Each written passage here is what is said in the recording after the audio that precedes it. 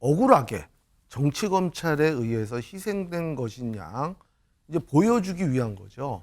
그래서 이제 검찰을 어떻게 보면은 뭐 과거 일제 탄압 때 뭐 일제 시대 때 뭐 이런 거 같이 지금 보면서 3.1 운동까지 그 이제 3.1 정신까지도 좀 모욕을 하고 있는데요.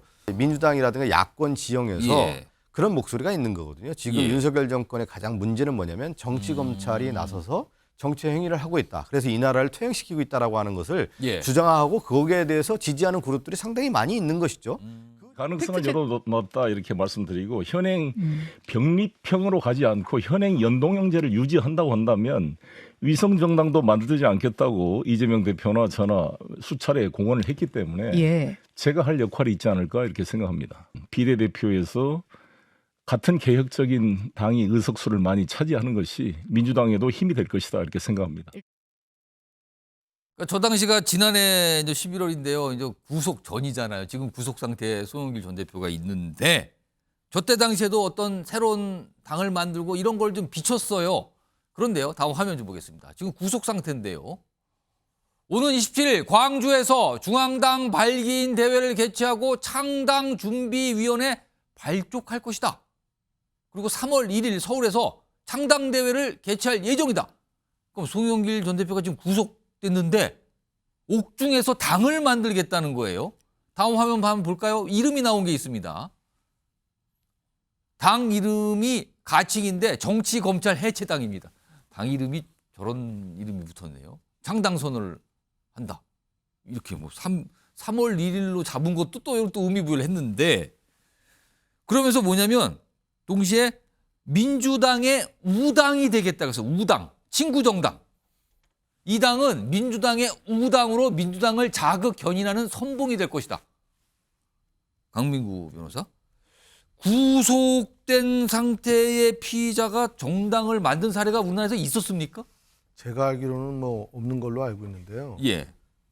이거는 이제 어떻게 보면 이제 그 당 명칭에서도 나와 있지만 본인이 어떤 지금 구속된 상태에서 지금 재판을 받고 있는데 예. 이것이 무슨 자기가 억울하게 정치 검찰에 의해서 희생된 것이냐 이제 보여주기 위한 거죠. 그래서 이제 검찰을 어떻게 보면은 뭐 과거 일제 탄압 때 뭐 일제 시대 때 뭐 이런 거 같이 지금 보면서 3.1 운동까지 그 이제 3.1 정신까지도 좀 모욕을 하고 있는데요. 본인이 한 행동에 대해서 그냥 떳떳하게 예. 그냥 재판 받으시고 억울하시면은 좋은 변호사 써서 무죄 받으시는 게 나은 거지. 이런 식으로 모든 어떠한 자신의 행위를 정치화시키는 거. 예. 저는 이런 정치인들 정말 좀 문제가 있다고 보고요. 또 한 가지는 이거는 이제 민주당의 우당이라는 표현에서도 나와 있다시피 예. 연동형 비례대표제도를 또 겨냥한 겁니다. 비례대표 정당을 그렇죠. 그 위성 정당을 또 만들기 위해서 오. 이런 거를 또 한 것인데 결국은 지금 민주당이 지금 그 병립형 비례대표가 아니라 연동형으로 지금 계속 가겠다는 시그널이 아닌가 이런 생각도 들고요. 근데 민주당에 이게 실질적으로 도움이 되겠습니까? 이거 어떻게 봐야 됩니까? 그러니까 똑같은 얘기를 하더라도 화자, 즉 스피커가 누가 되느냐에 따라서 국민들이 받아들이는 게 다릅니다. 예를 들어 지금 감옥에 있는 소위 말해서 노회한 정치인이 예. 정치검찰 해체를 요구하는 거하고 20대, 30대 젊은 신인 정치인이 정치검찰 심판을 얘기하는 거하고 받아들이는 국민들이 느낌이 달라요. 어떻게 다를 거라고 그러니까 지금 판단하십니까? 송영길 전 대표가 선당후사를 하는 게 아니라 자기 살자고 지금 민주당을 어려움에 빠뜨리고 있다. 지금 민주당의 우당이 되겠다라고 그렇게까지 설명하는 게 사실 민주당을 좀 곤혹스럽게 한다 이 뜻입니까? 그렇죠. 예를 들어 연동형 비례대표제를 하더라도 예. 연동형 비례대표제의 성과물인 소수정당의 대표가 얘기하는 거하고 지금에 있어서 소위 말해서 이번에 민주당으로 공천 못 받을 사람들이 위성정당을 통해서 국회에 입성하는 거하고 하늘과 땅 차이거든요. 바라보는 눈이 다릅니다. 좀 그런 점에서 똑같은 검찰 정권 심판이라고 얘기를 하더라도 지금 앞에서 그거를 얘기해야 될 사람들은 2030의 젊은 정치 신인들인 거지. 예. 감옥에 있는 사람이 그 얘기하면 국민들이 오히려 이게 정략적인 거구나 이렇게밖에 비춰지지 않는 거거든요. 마찬가지로 연동형 비례대표제도 예. 지금 뭐 예를 들어 소수 정당 출신의 굉장히 인기 있는 여성 정치인도 있는데 그분이 연동형 비례대표제 얘기하는 거하고 예. 지금 소위 말해서 과거 정권에서 한 자리 했던 분들이 이제 와서 정치검찰 심판하자 그러면서 연동형 비례대표제 얘기하면 국민들이 그걸 모릅니까? 다 알아요. 이거 누가 함께 할까요? 민주당이 저는 선을 확실하게 그어야 된다고 생각해요. 그런 점에 있어서. 그러니까 민주당이 지금 이제 아직 그 선거 제도에 대한 명확한 입장을 아직 못 내놨는데 예. 좀 빨리 내놓을 필요가 있습니다. 그래서 이런 논란을 종식을 시키고 예. 민주당이 이번 총선에서 어디에 집중해가지고 무엇을 심판하고 무엇을 할 건지를 좀 더 국민들에게 이제는 구체적으로 내놓을 필요가 있다. 이번에 이제 선거 제도가 이제 여야가 이제 협의하고 이제 합의를 해서 나와야 되는 건데 이번에 송영길 전 대표의 이런 창당의 움직임이라고 하는 것은 그렇게 생각한 것 같아요. 연동형 비례대표제의 가정하에서 일정 부분 자신들의 어떤 정책 노선이 국민들의 선택을 받을 수 있다라고 하는 전제하에서 그것도 타이밍을 3월 1일로 한 거 아니겠습니까? 그러니까 2월 중순이나 2월 말쯤에 선거제도가 통과되면은 이들의 생각은 연동형이고 또 하나는 이제 민주당이라든가 야권 지형에서 그런 목소리가 있는 거거든요. 지금 윤석열 정권의 가장 문제는 뭐냐면 정치 검찰이 나서서 정치 행위를 하고 있다. 그래서 이 나라를 퇴행시키고 있다라고 하는 것을 주장하고 거기에 대해서 지지하는 그룹들이 상당히 많이 있는 것이죠. 그 지지의 그룹을 잡아서 연동형 비례대에서 어느 정도 성과를 거둘 수 있다라는 판단에서 저렇게 움직이고 있다고 봅니다. 민주당은 연동형 비례를 유지해야 된다. 그러면 승리할 수 있다. 약간 이런 취지의 글을 남겼거든요. 그러니까 연동형 비례 해야 되는 쪽으로 얘기를 해요.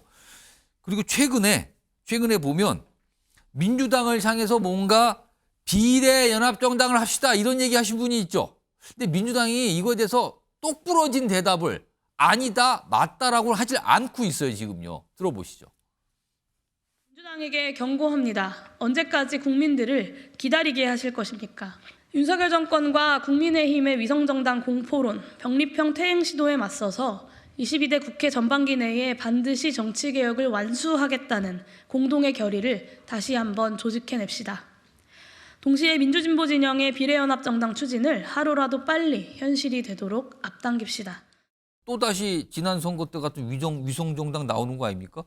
그렇게 되면 국민의힘도 또 위성정당을 만드는 겁니까? 이거 어떻게 되는 겁니까? 그럼? 위성정당의 난리뿐만 아니라 이제는 정당 같지 않은 정당, 위장정당까지도 엄청나게 이제 출연하게 됩니다. 위장정당이요? 지금 비례연합정당이라는 게 그게 정당입니까? 그냥 뜻다방처럼 모여있는 걸 그냥 임시적으로 잠깐 뭐 얼개로 묶자는 그런 개념 아니겠습니까? 그래서 빨리 선거제 합의를 봐야 되는데 국민들에게도 죄송하지만 총선을 얼마 앞두고 있지 않은 이 시점에도 합의가 안 되고 있는데 저희들은 오래 전부터 이제 병립형으로 가야 된다. 왜냐하면 사실은 선거제가 사실은 뭐 100점짜리가 없습니다만 일단은 주권자인 국민의 의사를 반영을 시켜야 되는데 위성정당은 국민에게 어떻게 보면은 좀 속임수 사기를 치는 거 아니겠습니까? 그런데 지금 그 연동형제로서는 이런 어떤 그 위성정당의 출현을 사실은 막을 수 있는 수단이 별표적한 수단이 지금 없는 가운데서 사실상 지금 민주당이 계속해서 지금 오락가락하고 있습니다. 그 이재명 대표는 지금 병립형으로 갔다가 또 오락가락하고 있는데 이런 사안으로 인해서 송영길 대표 같은 이런 뭐 회계망측한 옥중 창단, 뭐 정치검찰 해체당 뭐 이런 식의 어떤 시도가 나오지 않나 싶어서 참. 제가 아주 똑부러진 질문을 드리겠습니다. 민주당에서 절대로 위성정당 만들 일이 없다 이렇게 말씀하기는 어려운 상황입니까? 정치는 이제 생물이지 않습니까? 그 상황을 가서 봐야 되는 것이죠. 또 그것은 우리 당의 입장도 있겠지만 여야의 이제 관련된 상황이 있기 때문에 제가 뭐 여기서 딱 말씀드린다는 것은 좀 부적절한 것 같고요. 원래 이제 민주당의 전통적인 선거 제도는 권역별 비례대표제를 통해서 특히 이제 지역주의라고 하는 문제를 해결해서 그 얘기가 지금 항상 우리 이제 말이에요. 예를 들면 영남에서도 민주당이 당선될 수 있는 뭐 석패율제도라든가 이중 등록이라는 인거를 통해서 그야말로 우리가 얘기한 정치개혁을 이루자라고 하는 것이 민주당 기본적인 안인데 또 이 안에 대해서는 또 국민의힘은 또 반대를 하고 있거든요. 사실은 그렇기 때문에 여야의 선거제도 합의라고 하는 것이 얼마나 난항이 있겠습니까?